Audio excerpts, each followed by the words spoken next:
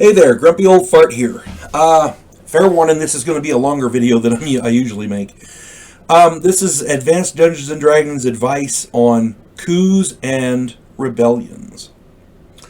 One of the things that are pretty prevalent in Dungeons & Dragons are nation-states, kingdoms, that kind of thing. If you're running a game and you want it to be a campaign, then chances are you have a major villain. Many times these major villains want to take over the world or the country or whatever. They want political power. These major villains generally have henchmen, which you probably will design yourself, and that's fine.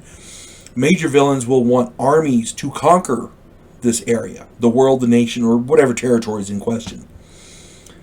Your major villain has many, many options. He can hire mercenaries, which mercenaries generally don't come cheap.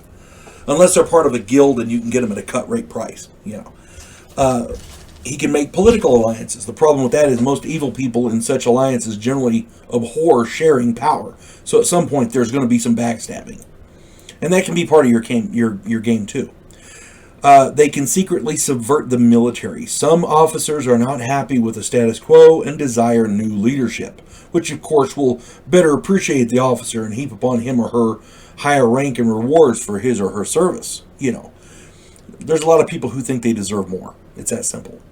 And these can be turned to your villain's cause. Slaves can be purchased and promised freedom for their service. If there's slavery in your world, then yeah, that's a viable thing. Criminals can be promised freedom for their service.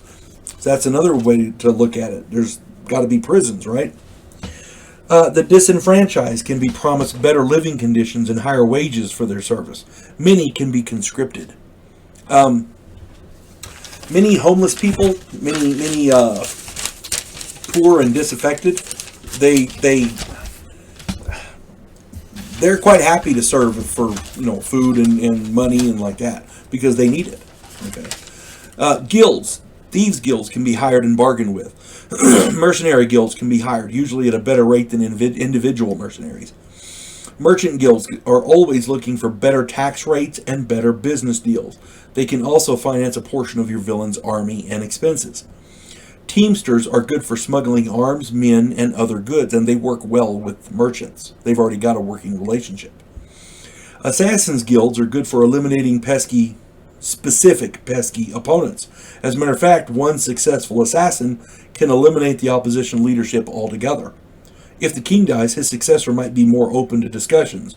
The successor might even be controllable. Border tribes can be hired for muscle. Maybe the local orc, goblin, gnoll, bugbear, or barbarian tribes aren't happy about their trade deficit, because generally they don't come out well in a lot of trades. So Nobles. Maybe the prince has no problem eliminating his older brother and becoming the crown prince. You never know. Stranger things have happened,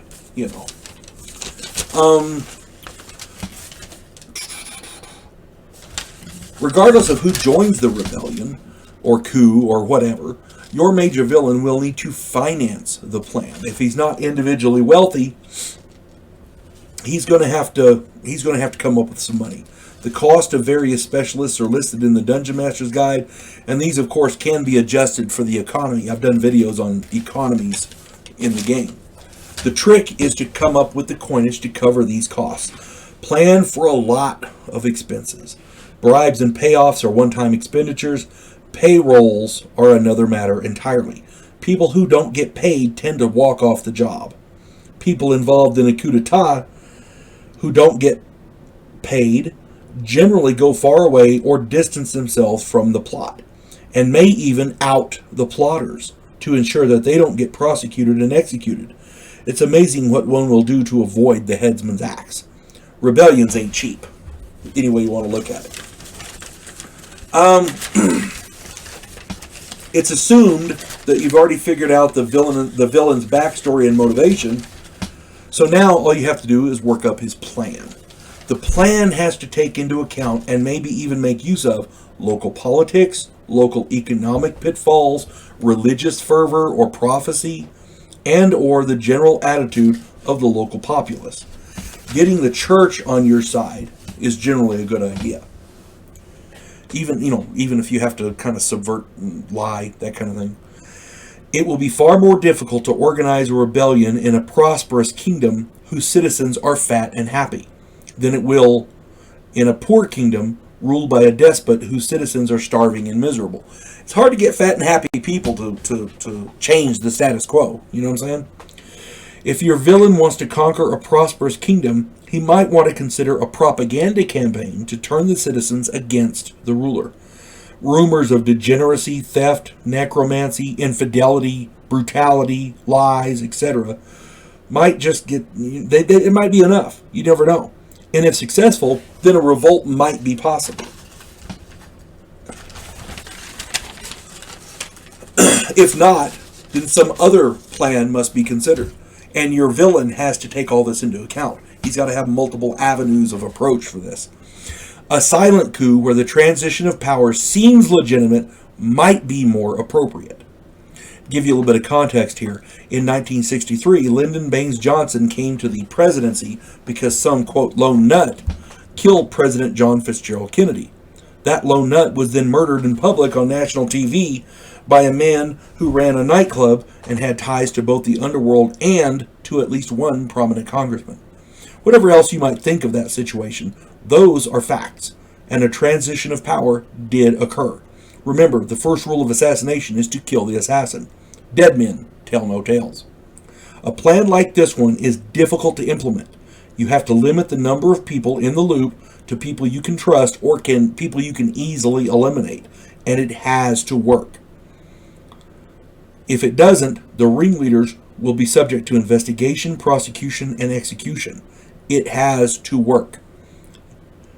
And again, all this has to be done in complete secrecy. All it takes is one person with loose lips and the whole thing is gone. I mean, once people find out about it, the plan goes to shit. And people are running for their lives. Your villain will need contingency plans and possibly a patsy to survive such a purge. If it comes down to an armed rebellion, remember that it's usually the side with the most numbers that comes out on top. Your villain will need to secure the service of as many fighter types as possible. Any troops you can sway to your side from the ruler makes you stronger and weakens his forces. Again, all has to be all in secret. If you hang posters, yeah, we're signing up men for a rebellion. Yeah, word gets out. You can't do that. It's all got to be done in secret. Political alliances with foreign powers might prove useful, but most foreign powers are loath to get involved unless they see the chances of success are very, very high. Political alliances within the kingdom are much more useful and likely, as not every region will be happy and loyal. Mercenaries fight well, but do not come cheap. Mercenary guilds give the best bang for the buck and already retain large, armed, and experienced forces.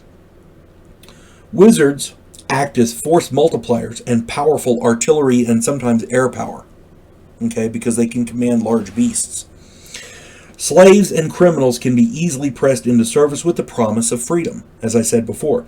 Disenfranchised people, homeless, beggars, poor, etc., may not be the best fighters, but they're plentiful in number and work cheap. They'll swell the ranks of your armies. Swaying the temples gives you clerics and paladins and will convince the population that your cause is a just one. So you could actually get volunteers going that route. The video got a lot longer than I had intended to be.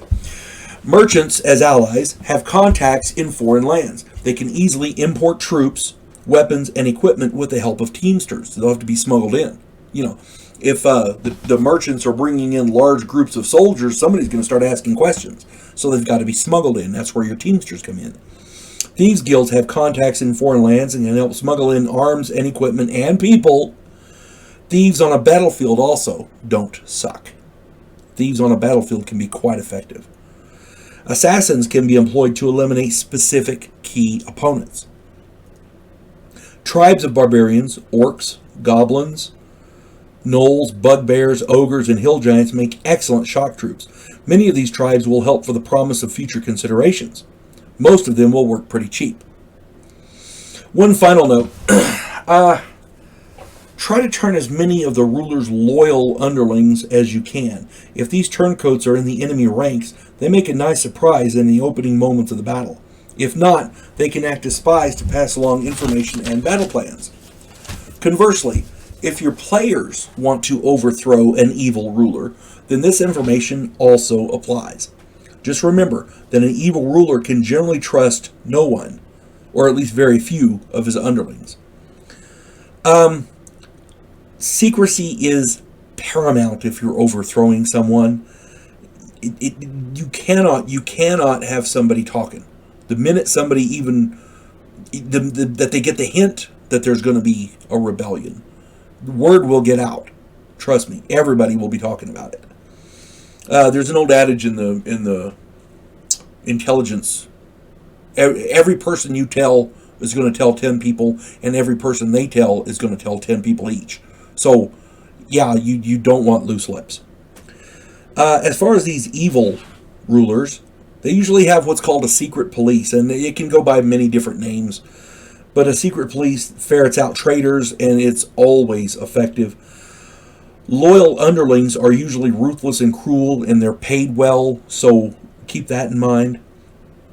They usually have a larger army than is necessary for the control of the population. Citizens are encouraged and bribed to inform on or rat out other citizens for disloyal comments and actions. High taxes and tariffs are necessary to support the police state and the huge military. It just goes on and on. Torture and brutality are common. What all of this boils down to is that most citizens will be fearful of joining a rebellion or even helping any of the rebels out. The guilt by association has gotten more people executed than actual treason historically speaking. Whole villages have been wiped out just to set an example. That's not uncommon. So when you're running your bad guys, especially if he's an evil king and he has power, this is the kind of stuff that he's probably going to do because it's been done in real life throughout history. If your players are planning on overthrowing this guy, an evil ruler, a secret inner circle with a secret meeting place and a secret communication system is essential. Learn what a dead drop is. Learn what codes would be useful. Cryptography. Not cryptology. Cryptology, that's animals. Cryptography. Codes. If you plan to use a rebellion or coup in your campaign, plan accordingly. A few notes jotted down may not suffice. Remember, if it were easy to oust a ruler, anyone would do it, and it would probably have already been done, especially if he's a bad guy. And again, I'm not trying to tell you how to run your game, and all I'm doing is giving you advice and ideas from somebody who's been playing a really long time. I've been playing this game. I've been running it for over 40 years. I've been playing since the 70s, and whenever I try to get a game going with a significant plot like this, my players enjoy it so much because you've put the thought into the backstory. You know what the cogs in the wheel are doing, and it helps the players to get into the feel of what they're doing. They have to be in the moment. If they're not, you haven't done your job. That's just the truth of the matter. And I hope this helps, or at least gives you something to think about. Regardless of all that, even if you decide to not take this advice and not use any of it, good luck running your campaign. I hope every one of them have a great time. You folks have a good day. God bless one and all.